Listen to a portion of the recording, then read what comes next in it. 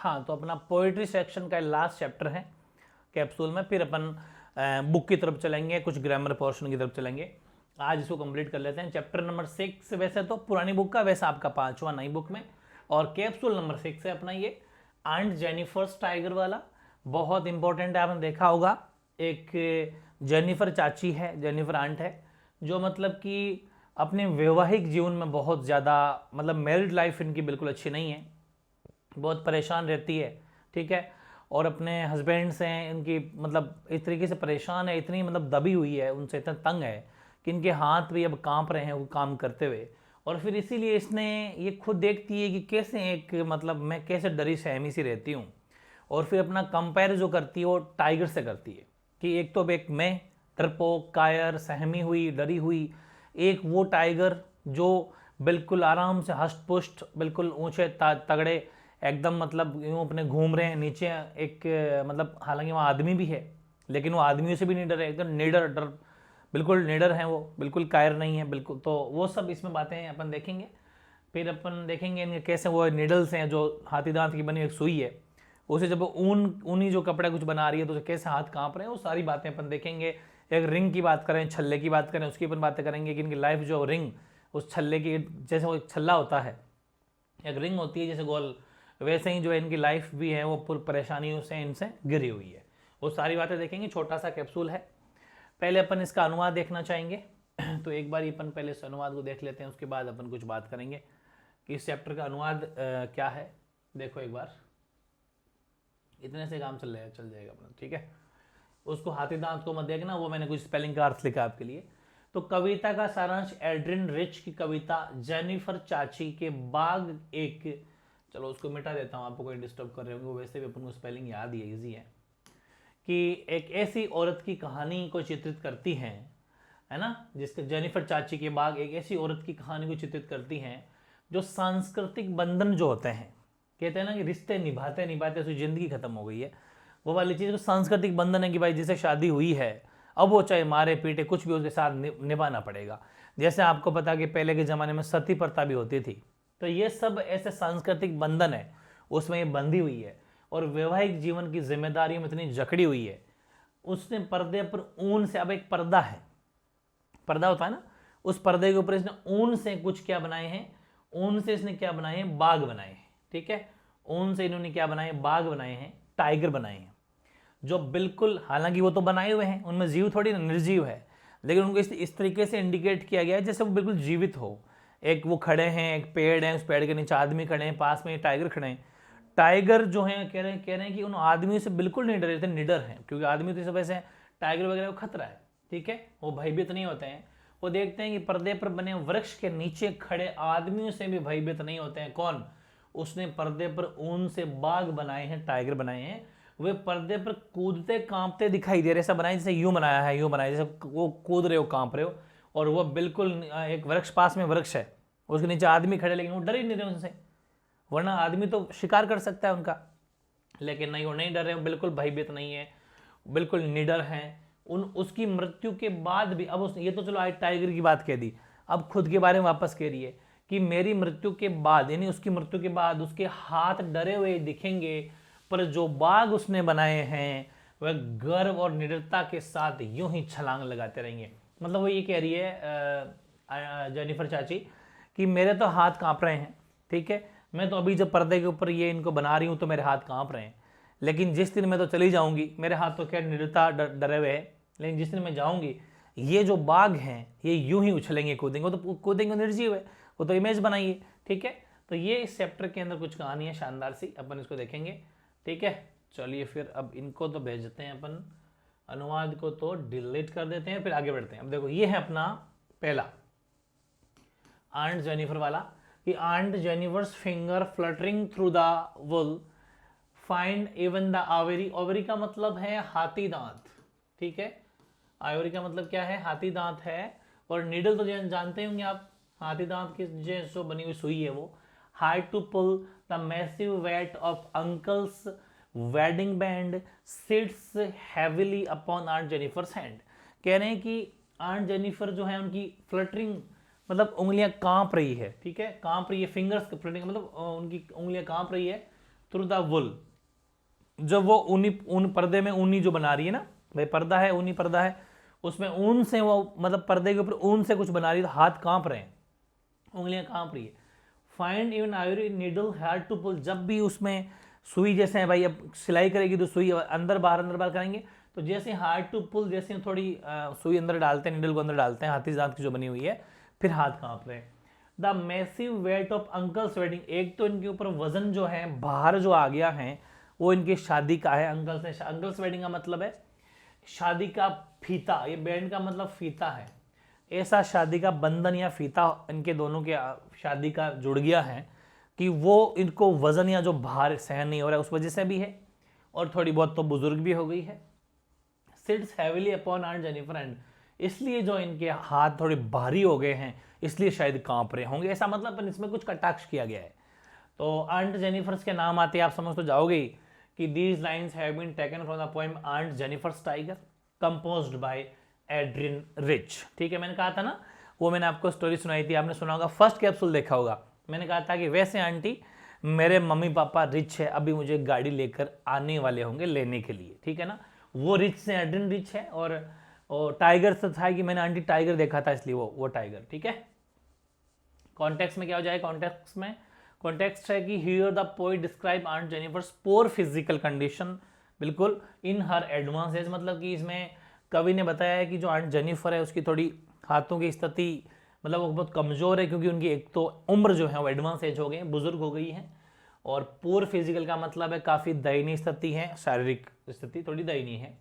And she labours with the her embroidery as if she wants live on through her creation, मतलब जो अपना कुछ कर रही है वो एक्टिविटी क्रिएशन, मतलब कि वो जो भी ऊन के ऊपर जो काम कर रही है उसमें वो साफ साफ दिख भी रहा है, और मतलब जो हाथ कामते वगैरह वो।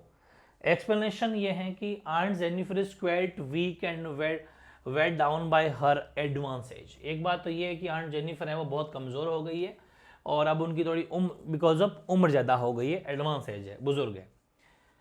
As her finger smooth the ivory needle through her embroidery, मतलब जो भी अपना वो काम कर रही है, एम्ब्रॉयडरी मतलब वो धागे वाला सूत काटने वाला या फिर उसमें बनाने वाला, तो निडल जब अंदर डाल रही है तो उसके हाथ कांप रहे हैं। They shake and tremble with this effort, हालांकि फिर भी वो मतलब एफर्ट्स कर रही है, प्रयास कर रही है। Even the weight of her husband's wedding band is difficult for her frail hand to bear, इसलिए कि इसका जो पति है उनसे जो शादी का फीता है, शादी का जो बंधन बंधा है, वो कठिनाइयाँ जो हैं उस वजह से भी थोड़ी बहुत ही कमज़ोर हो गई, जीर्ण शीर्ण हो गई है, और ये भी एक दिक्कत उनके है। It seems that her married life was full of unhappiness, और ये साफ साफ झलक रहा है कि जो शादीशुदा जिंदगी है बिल्कुल भी मतलब कि इंजॉय या फिर खुशी जॉय वाली नहीं है, अनहैप्पीनेस है, दुख भरी है। ठीक है, एक तो ये है, और एक और का छोटा सा, ये भी काफ़ी इंपॉर्टेंट है कि when aunt is dead, her terrified hands will lie still ringed with ordeals she was mastered by, यानी कि ये कह रही है कि जब आंटी मर जाएगी, when aunt is dead मर जाएगी, तो her terrified hands will lie, इनके हाथ जो कांप रहे हैं, हाथ कांपते हुए हाथ एक दिन ऐसे ही रहेंगे। still ring with ordeals she was mastered by, मतलब लेकिन ये जो रिंग या छल्ला जो इसकी लाइफ में आया है चारों तरफ से, शादी का बंधन वाला जो एक सर्कल बन गया है, सर्कल का मतलब रिंग का मतलब छल्ला है, छल्ले का मतलब परेशानियों का घेरा, इस वजह से इसकी ऐसी हालत हो गई है। लेकिन जो इन्होंने the tiger is the panel that she made will on prancing proud and unafraid, लेकिन जो मैंने पर्दे के ऊपर जो टाइगर या जिस बाघों की जो फोटो बनाई है, इमेज बनाई है, वो हमेशा हमेशा के लिए प्रिंसिंग मतलब उछलते कूदते रहेंगे, किसके साथ में, प्राउड और अनफ्रेड, मतलब पूरे जोश के साथ में, बिना निडरता के साथ में, बिना डरे बिना भय के, बिल्कुल प्राउड के साथ में वो हमेशा यूं रहेंगे। भले ही मेरे हाथ तो ये जो भी कांप रहे हैं, मैं तो एक दिन मर जाऊंगी, लेकिन मेरे ये पीछे जो मैं कुछ बना के भेज रही हूँ वो हमेशा ऐसे रहेंगे। ये भी एक कटाक्ष सा किया गया है। बाकी तो आप समझ गए, this line have been taken from the poem aunt Jennifer's tiger composed by written by Adrienne rich.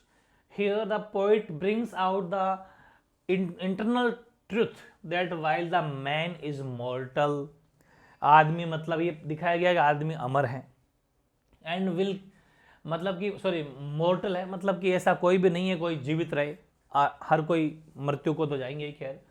Will keys the exist one day, एक दिन सबको जाना है, मॉर्टल है, इमॉर्टल कोई नहीं है, सबको मरना है। The creations will live on proud and beautiful, लेकिन वही है, इनकी जो क्रिएशन है वह बहुत ही प्राउड है, बहुत ही ब्यूटीफुल है, ये अपने देखा। एक्सप्लेनेशन देख लेते हैं व्याख्या में। Now when Aunt Jennifer is dead and buried the unhappy experience which she experienced in her lifetime will remain with her forever। वो कह रहे हैं कि हालांकि जब आंट जो चाची है वो एक दिन लाइफ में मतलब मर जाएगी, डेड हो जाएगी, लेकिन इन्होंने जो लाइफ में एक्सपीरियंस किए हैं वो अच्छे इनके नहीं गए हैं, बहुत ही ज़्यादा दुख भरे हैं और बहुत ही ज़्यादा मतलब अनहैप्पीनेस इनकी लाइफ में रही है। बट द टाइगर्स, लेकिन जो इन्होंने टाइगर बनाए हैं, woven by her frail fingers on screen will ever live on, stripping galley proud and their strength and fearless of all that they see। तो ये कह रहे हैं लेकिन मैं तो चलो ठीक है डरी पूरी रही थी, लाइफ ऐसे ही मेरी तो कटी, लेकिन जो मैंने ये टाइगर बनाए हैं बड़े प्राउड के साथ में जिएंगे, बड़े बिल्कुल निडर होकर जिएंगे, ये मेरी गारंटी है, जो हर कोई देखेगा उनको जरूर पसंद करेगा। तो ये सब बातें हैं सिंपल सिंपल सी, आपको याद हो गई होगी। कुछ क्वेश्चन आंसर लिए हैं छोटे मोटे। एक तो ये कि why is aunt Jennifer's fingers fluttering through the her wool, मतलब कि आंटी के जो फिंगर्स हैं, उंगलियां, वो कांप क्यों रही थी जब वो ऊन से वो काम कर रही थी। तो देखो, Aunt Jennifer's hands are moving through her wool, she seems to have grown old. ऐसा है कि जब वो काम कर रही थी वो तो ऐसा लग रहा है जैसे वो अब बुजुर्ग हो गई हो, बूढ़ी हो गई हो।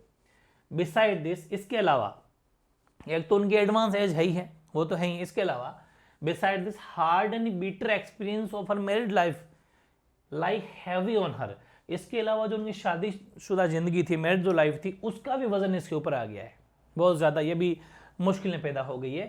hence she finding it difficult to pull the needle through the wool, इस वजह से जो है वो नीडल जो है, सुई जो है, उनको ढंग से उनमें नहीं डाल पा रही है, नहीं हाथ कांप रहे, ठीक है, क्योंकि एक तो शादीशुदा जिंदगी का वजन उसके ऊपर आ गया, एक वो है एडवांस एज है। अगला है कि what are ordeals aunt Jennifer is surrounded by, एक तो चारों ओर मतलब क्या हुआ, घेरा जो बन गया, छल्ला जो बन गया, वो मतलब क्या है, और या फिर वाई इज इट सब significant that the poet use the word ringed, ringed का मतलब छल्ला, ठीक है, या फिर what are the meaning of the word ringed in the poem. तीनों ही क्वेश्चन कैसे भी आ जाए इंपॉर्टेंट है। तो देखो, इस चारों ओर के जो घेरा या आवरण या छल्ला जो भी है, Jennifer's ordeals are heavy responsibility of her married life, इन्होंने अपनी जिंदगी में बहुत ज्यादा, मैरिड लाइफ में बहुत ज्यादा जिम्मेदारियों का बोझ इनके ऊपर आ गया है। इन द पोइम वर्ड रिंग, इस पोइम में रिंग का अर्थ पूछा इन्होंने, तो in this poem the word ring is significant, तो बिल्कुल ये रिंग जो है, रिंग्ड वर्ड जो यूज किया गया बिल्कुल सिग्निफिकेंट है इस पोइम के अंदर, एक सिंबल है, क्योंकि ये सिंबॉलिक सर्कल को इंडिकेट करता है, और सर्कल का मतलब है घेरा, परेशानियों का घेरा। तो she is encircled by her heavy responsibilities, इसलिए वो मतलब कि इस सर्कल के अंदर घिर गई है, इन सर्कल आ गई, इन सर्कल का मतलब है ये अंदर घिर गई है चारों ओर रेस्पॉन्सिबिलिटीज, जिम्मेदारियों से, ये है, इसलिए बिल्कुल सिग्निफिकेंट है। इस पोइम में इस शब्द का यूज करना बिल्कुल सही है। अगला है how are the tiger describe the poet, मतलब कि इसमें टाइगर को इस पोइट में कैसे मतलब इंडिकेट किया गया, दिखाया गया है। तो the poet has describe the tigers as the denizens of green forest, मतलब एक हरा भरा जंगल है, मतलब ये कोई एक्चुअल में जंगल में लेके नहीं जा रही है आंट जेनिफर, ये पर्दे पर अपनी कुछ कृतियां कर रही है। जैसे ग्रीन फॉरेस्ट, एक हरा भरा जंगल है, उसमें ये मतलब एक पेड़ है, उसके नीचे आदमी खड़े हैं, उनके सामने जो है वो टाइगर खड़े हैं। They are fearless of the man standing under the tree, हालांकि सामने एक पेड़ के नीचे आदमी भी खड़े हैं, लेकिन ये जो टाइगर उनको देख के बिल्कुल भी नहीं घबरा रहे, निडर है, ठीक है। They pace in sleek chivalric certainty, बस इसी चीज को इन्होंने बड़े तरीके से जो है मतलब समझो के दिखाया है, ये अपन बता दिया। अगला कि what do tigers in the poem symbolise, tiger जो है वो क्या मतलब इस पोएम में सिंबल है, सिंबलाइज है। तो tiger symbolise beauty along with freedom, मतलब भाई टाइगर जो वर्ड यूज किया है, टाइगर को क्यों दिखाया, टाइगर से दिखाया कि टाइगर बिल्कुल निडर है, फियरलेस है, बिल्कुल कोई डर नहीं है, अपने स्वतंत्र फ्रीडम के साथ में जी रहे हैं। वो ये कि tiger symbolise beauty along with freedom boldness, courage, gracefulness and a life of dignity and self respect। मतलब खुद की भी एक इज्जत या सेल्फ रेस्पेक्ट होनी चाहिए, डिग्निटी होनी चाहिए, उसके साथ में जी रहे हैं किसी से बिना डरे। जैसे कि खुद अपने हस्बैंड से कितनी वो डर रही है ना, इसलिए ये टाइगर के साथ में कंपेयर कर रही है। बाकी वेरी इंपॉर्टेंट क्वेश्चन लॉन्ग वाला आ सकता है कि draw a character sketch of Aunt Jennifer's on the basis of the poem Aunt Jennifer tigers. Character sketch Aunt Jennifer का पूछा जा सकता है। चरित्र चित्रण वेरी इंपॉर्टेंट है। तो मतलब आंट जेनिफर टाइगर जो है उनका कैसा कैरेक्टर है, इसमें कैसा दिखाया गया आपको बताना है कि aunt Jennifer's comes across as a meek, troubled and self doubting lady in the poem. ठीक है, मतलब इस पोएम में आंट को बिल्कुल डरी हुई, ट्रबल्ड, मतलब जैसे कोई मतलब बहुत ज्यादा प्रेशर हो, डरपोक और सेल्फ डाउट, खुद पर भी डाउट हो, ऐसी लेडी दिखाया गया इस पोएम में। क्योंकि वरना करने को तो बहुत कुछ कर सकती है लेडी। ठीक है, Aunt Jennifer's tiger, she is frail and weak with age, ये भी है, थोड़ी सी उम्र की वजह से भी ये कमजोर हो गई है और थोड़ी परेशानी और जिम्मेदारी से भी कमजोर हो गई है। Yet she labours with her embroidery with determination, हालांकि जो है मतलब ये जो अपना वो काम कुछ करना चाहते हैं उसका पक्का निश्चय है, उसमें बड़ी हमेशा काम करती है, हाथ कांप रहे हैं फिर भी अपना डिटर्मिनेशन निश्चय कर रखा है।